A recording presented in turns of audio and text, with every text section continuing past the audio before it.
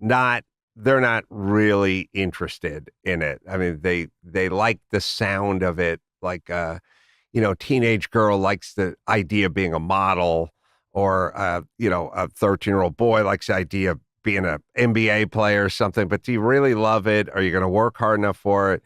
I mean, it's the equation is pretty simple. Would you do it for free, and would you do it quite consistently for free? And if the answer is yes, then you like it, and you have a passion for it. Doesn't mean you're good at it, but it means you do it. You will do it. Yeah, it's funny because like in this, when I wear I guess the executive hat seat, and people start, and the first question is like, how much are you going to pay me up front before I've even done the thing or proved the thing? I'm like, nothing. Or Right. they like, say, I make this much on my social media, so I should be making this much from the podcast. And it's like, no. You're starting a whole new platform over here. You have to put the work in. You're not just going to switch platforms and make the same amount of money right away. I mean, I just don't think that's how it works. What did you think you were going to be when you were a kid? What did you want? I mean, is this kind of mapped out, or what did your dad want you to be? Like, where did you think you were going to end up? My dad didn't want me to do anything. My family didn't want me to do anything. We weren't sort of career oriented. We weren't, from Appalachia and coal miners or anything. But my family's kind of depressed and poor and just sort of, just go get a job. They wanted. I never discussed a career with them. We weren't any career. People didn't have careers. Sort of where I came from. There was jobs. People got jobs, and they got jobs, and they got paid. And kind of idea was to get paid as much as you could by the hour, essentially. And it was very job. I didn't go to college. My family was very kind of a little lazy and depressed. Where'd you I would grow up? say North Hollywood. Okay. Kind of different. Regular people I grew up around, but my family was on the poor side and kind of not very ambitious or whatever. My mom was kind of depressed and, like welfare, food stamps, stuff like that, and just kind of, hang out all day. Nobody had a credit card or bought new furniture or had cable, or there wasn't anything. It's just sort of hang out. And so in terms of the expectations for me, they didn't have expectations for me. They needed me to leave, at a certain point, and I could get a job somewhere doing something.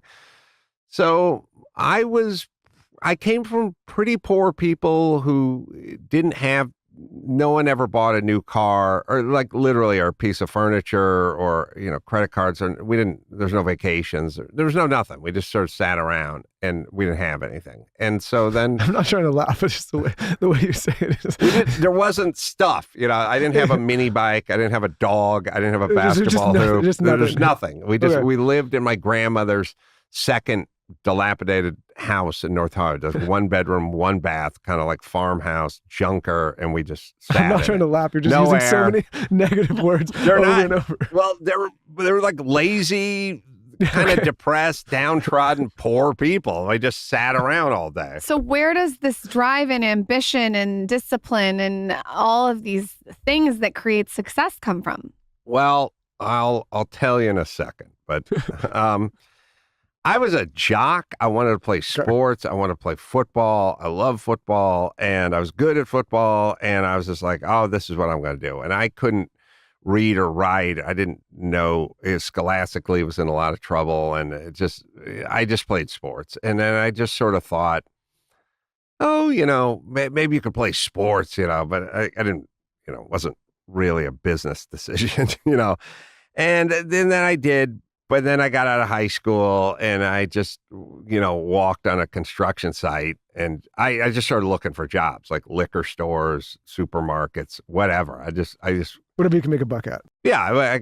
I walked onto a construction site and, they told me to start picking up garbage and handed me a shovel. I was like pretty young, 21, maybe 22. And I was like, I don't know, what kind of life is this? It's hard, it's dirty, it's hot outside. Construction guys kind of suck, mostly.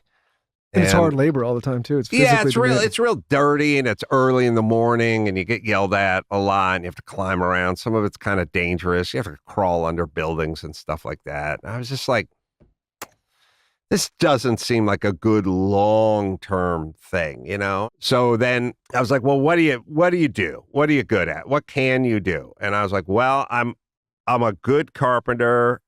I'm good with my hands. I'm good at the building stuff, and I have a sense of humor. Now, I don't know what it means, but I do have a sense of humor. I know that. Um, and I was like, I understood enough to go, I know I'm a funny person. I just have no idea how that would translate into any kind of revenue. Sure. And I wasn't really like, well, I'm a stand-up. I'll start doing stand-up or something. I was like, I think you're kind of a humorist or something.